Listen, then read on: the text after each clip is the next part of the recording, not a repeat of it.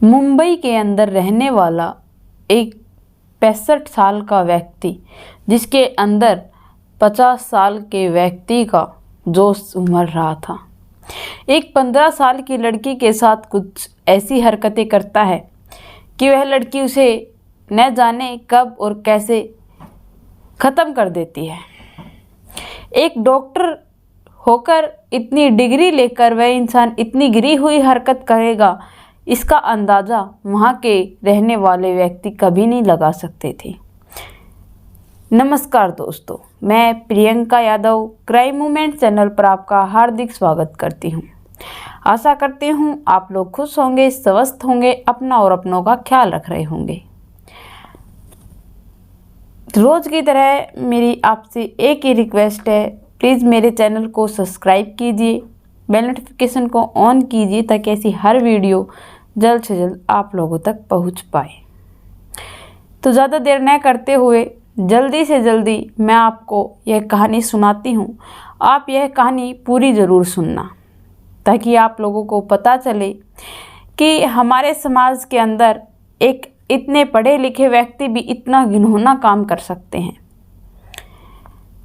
राजेश नाम का एक व्यक्ति जो अपने परिवार के साथ बहुत खुश था, एक अच्छा डॉक्टर था, कई मरीजों का इलाज करता था, लेकिन धीरे धीरे समय बीतने लगा, वह अपने काम के नाम से जानने लगा। लोग उसकी तारीफ़ें करते करते थकते नहीं थे। वे इतने अच्छे होनहार डॉक्टर थे, उसके घर वाले उस पर नाज करते थे। उनकी काबिलियत से उन लोगों को इतनी ज़्यादा कामयाबी पाने के बाद उनके अंदर हौसला था, उनके बच्चों के अंदर इतना जुनून था कि उन लोगों को भी कुछ हासिल करना है, अपने पिता की तरह कुछ करके दिखाना है। उनके पिता उन्हें बहुत अच्छी परवरिश देते हैं, लेकिन किसको पता था कि जब उनके दिन जिंदगी ख़त्म होने पर आई तो वह कुछ ऐसा कर बैठेंगे। एक दिन वह अपने अस्पताल के लिए घर से निकलते हैं, लेकिन रास्ते में ही वह किडनैप हो जाते हैं और किसी को कानों कान खबर नहीं होती कि वह कहाँ गए और कहाँ नहीं। उनके घर वालों ने उनकी 2 दिन घर पर इंतज़ार किया, लेकिन वह लौट कर नहीं आया। इसीलिए उनके घर वालों ने यह सोचा कि कहीं फ़ोन कर देखते हैं कहाँ रह गए। उनके रूम की तलाशी ली गई। तलाशी लेने पर पता चलता है कि उनका फ़ोन तो उनके रूम में ही है। फ़ोन लेकर पुलिस स्टेशन पहुंचते हैं। पुलिस स्टेशन पहुंचने के बाद एफआईआर दर्ज करवाते हैं। तो पुलिस अधिकारियों का भी यही कहना था कि कहीं गए होंगे, आ जाएंगे। पुलिस अपना काम बड़ी ही देरी से कर रही थी, जिसके कारण उनके घर वाले भड़क जाते हैं, पैसों का रौब दिखाने लगते हैं कि अगर तुम लोगों ने ऐसा नहीं किया तो हम ये कर देंगे, वो कर देंगे। पुलिस ने भी बड़ी ही निर्ममता से उन लोगों का केस सुलझाने की कोशिश की। उनके घर की, उनके रूम की तलाशी ली गई, उसके अंदर उन्हें कुछ भी बरामद नहीं होता। उस केस के लिए उन्हें कोई भी क्लू नहीं मिलता। उन लोगों ने फिर सोचा कि चलो अस्पताल के बाहर सीसीटीवी कैमरे चेक करते हैं कि वहाँ से वह किसी के साथ गए थे या नहीं। वहाँ के तो सीसीटीवी कैमरे चेक किए जाते हैं तो वहाँ पर डॉक्टर पहुँचे ही नहीं।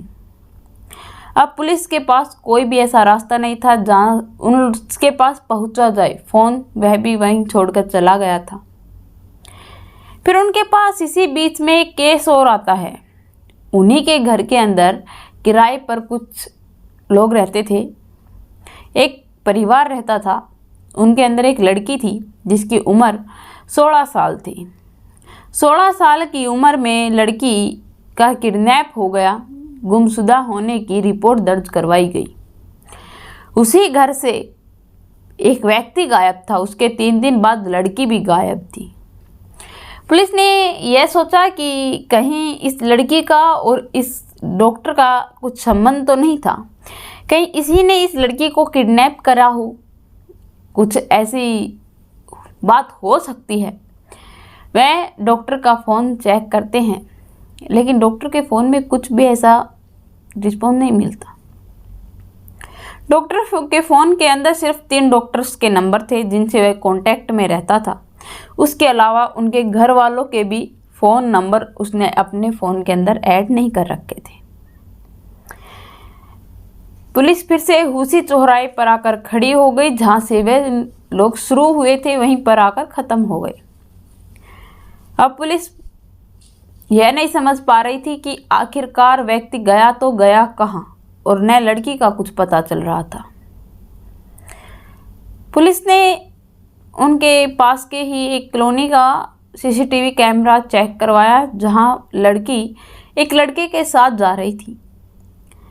लड़की के फ़ोन पर खूब फ़ोन ट्राई कराए गए, लेकिन फ़ोन की रिंग नहीं जा रही थी, फ़ोन स्विच ऑफ था। उनका फ़ोन नंबर ट्रेस पर डाल दिया। जब फ़ोन ऑन हुआ तो लोकेशन तुरंत पता चलते ही पुलिस ने होटल पर रेड मार दी। लड़की वहां से बरामद हुई एक लड़की के साथ। पुलिस ने उन दोनों को गिरफ्तार किया।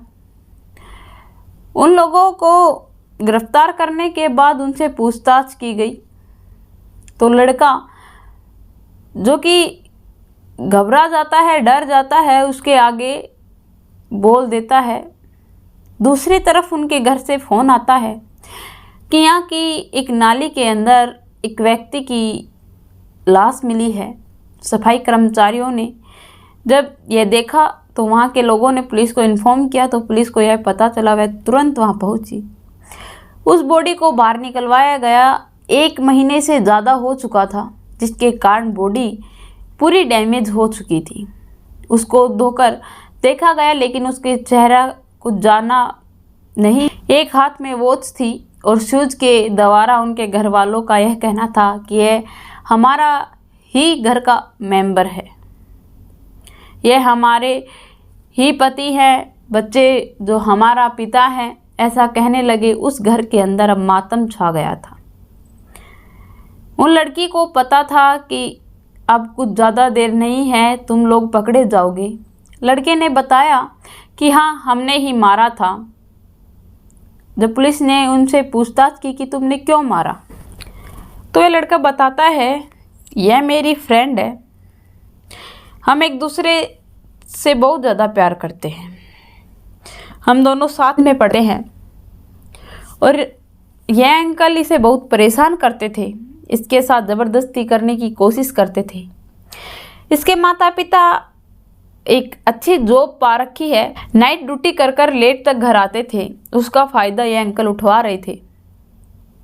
वह इस लड़की को बहुत तंग करते थे, इसीलिए इसने मेरे साथ ये बात शेयर की। शेयर करने के बाद मैंने इसे बता दिया था कि तुम उस अंकल को यहाँ बुलाओ, हम देखते हैं हमसे क्या हो सकता है। तभी वह इसके पास आता है, रोज़ की तरह इसी के साथ ज़बरदस्ती करने की कोशिश करता है। वह यह बेड पर बैठी थी, वह उसके पास बेड पर आकर बैठता है तो इसके पास एक लकड़ी रखी हुई थी, इसने उससे इस पर वार किया। वार करने के बाद वह वहीं पर गिर गया और उसकी मौत हो गई।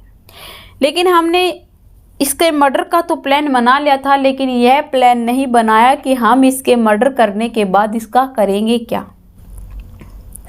हम लोग डर गए थे, घबरा गए थे, इसीलिए वहाँ पर एक मैंने कम्बल देखा, उसके अंदर लपेटकर मैंने पीछे एक नाला था उसके अंदर इसको धकेल दिया। और धकेलने के बाद मुझे पता था कि अब पुलिस इंक्वायरी होगी तो यह सब कुछ पुलिस को बता देगी। डरी हुई थी, सहमी हुई थी, इसीलिए मैं इसे लेकर वहाँ से चला गया ताकि पुलिस की पूरी इन्फॉर्मेशन मुझे मिलती रहे और जब सब कुछ ठीक हो जाएगा तो मैं इसे इनके घर छोड़ दूँगा।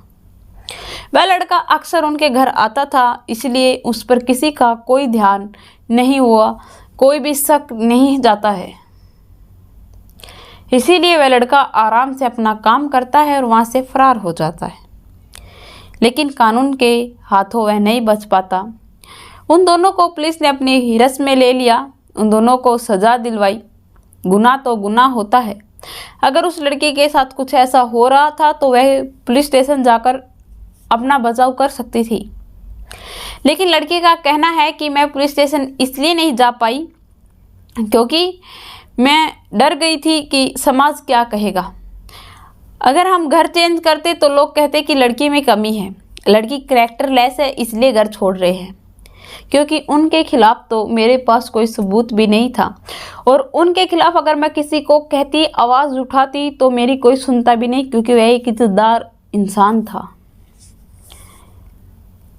यह सब कुछ कहकर लड़की रोने लगती है, लेकिन उसे अपनी गलती का एहसास था। उसके साथ गलत भी हुआ था, लेकिन उसने जो कानून हाथ में लिया वह बहुत गलत था। कानून हाथ में कभी भी नहीं लेना चाहिए। अगर गलत हो रहा है तो उसके खिलाफ आवाज़ उठानी बहुत ज़रूरी है।